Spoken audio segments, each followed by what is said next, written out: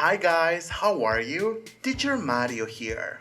Before today's lesson, please check out our Instagram account abcenglish.tv where I share grammar notes, exercises, and more for you to do on your own pace. The link will be in the description. Now, we're going to start with the first topic from Unit 7, Optional and Required Relative Pronouns. In defining relative clauses, there is a specific rule. When the relative pronoun is the subject of the clause or it shows possession, the relative pronoun is required. On the other hand, when it is the object of the clause, it is usually optional. First, let's define what a subject pronoun is. If the relative pronoun is followed by a verb, the relative pronoun is a subject pronoun. And subject pronouns are required, meaning they must always be used. For example, number 1, people who or people that are concerned with the effects of pesticides on the environment are buying organic product.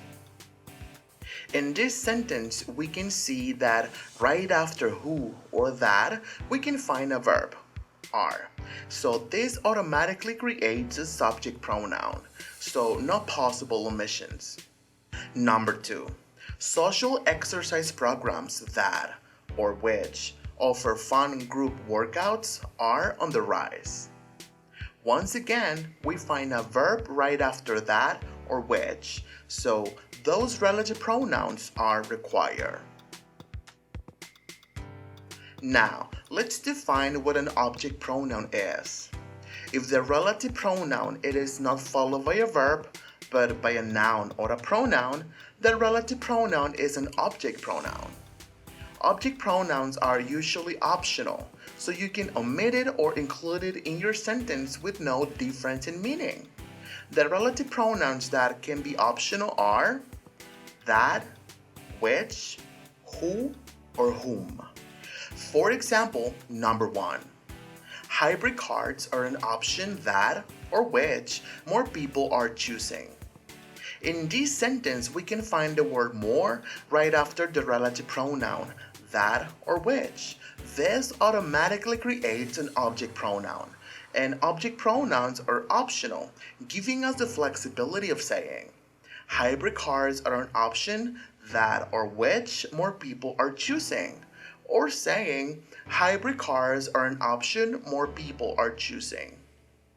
Number 2, some elementary schools now offer classes for children who, whom, that they once considered too young can change to. Some elementary schools now offer classes for children they once considered too young.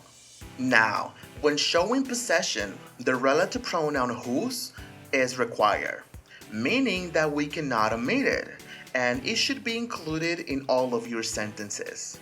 And keep in mind that whose is not only used for people, it can also represent animals or things. For example, number 1, more professionals whose managers allow it are opting to telecommute or work from home.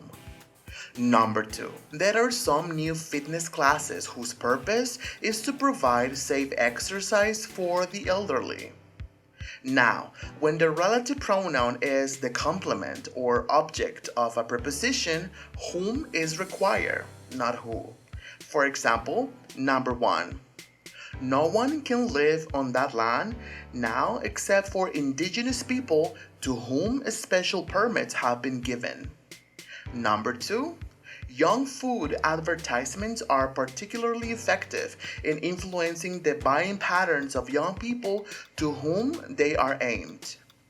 Now, similarly, which is required, note that when the preposition precedes the relative pronoun. For example, number 1, my parents' generation stood up for certain principles against which my generation has rebelled. Number 2, I would like to join the debate about the future of international travel, but I'm afraid it is a subject about which I know almost nothing. Please make sure you practice, and if you have any doubt, let me know down on the comment section. Thanks for watching. Don't forget to subscribe and hit that notification bell so you don't miss any future lessons. See you on the next topic.